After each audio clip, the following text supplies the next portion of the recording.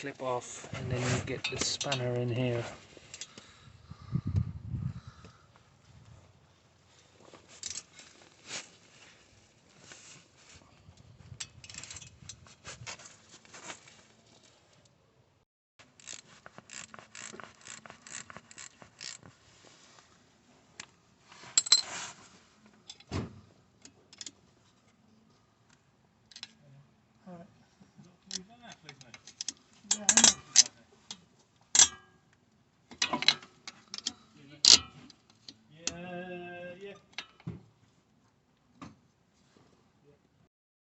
Once the top's done, you can go down to the bottom.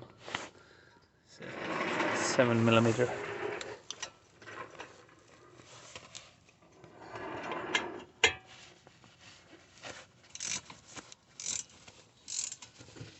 Now we can get a small pry bar in between the brake pad and caliper.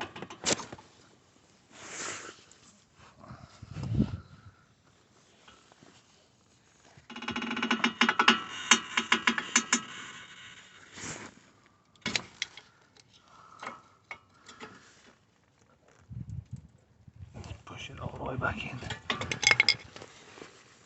Take this out. Rest it on the top there and pull the brake pad out.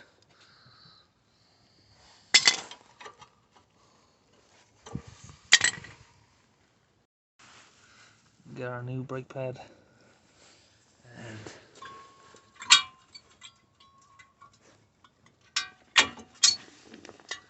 press it in,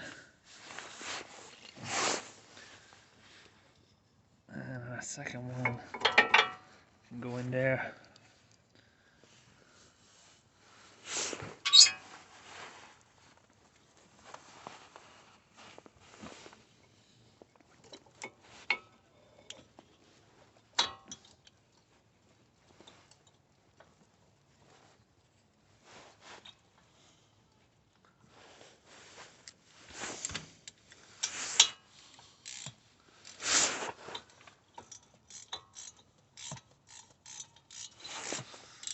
Just tighten those back up.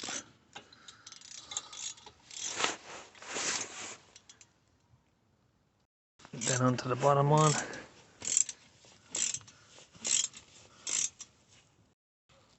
Put our covers back on, top and bottom. Then we've just got the spring. Should be a case of putting it in there. Put it in at the bottom. And then just press it along as you go. Done.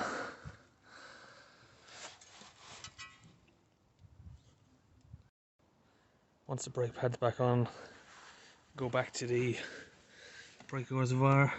Just make sure it's not overflowing. What we're going to do now is, before we start on the driver's side, we are going to press the brake pedal a few times until the saddle's back up. After you've pressed the brake pedal, you probably notice the fluid drops down a little bit. If you do both left and the right brakes at the same time without pumping the pedal, sometimes you're compressing both pistons back in on the calipers, and then you might get an overflow of fluid around here, so it's best to do one at a time, pump it. As you can see there, it's a little bit low, so we're going to top that up as well. Then it's just a case of cap back on once both sides are done. We're going to do the driver's side now, which is exactly the same as that side, so it's pretty pointless doing both on video. Once both sides of the brakes are done, always make sure you press the pedal 5 or 6 times until it's nice and solid.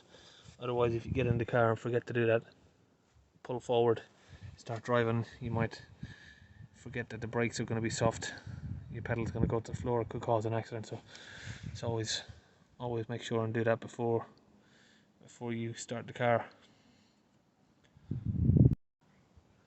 That's all for that front brake pads. We're going to pack up, and that's it for today.